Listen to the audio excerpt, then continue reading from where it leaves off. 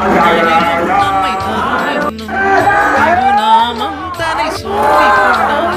சிவனுடல் நின்றே சிவசக்தி என்றே அன்னையும் எழுந்தாள் அவனுடனே. ஈசனின் பெருமை பேசிட நான் இங்கு பிறவியும் கொண்டேன், அதில் சுகமே.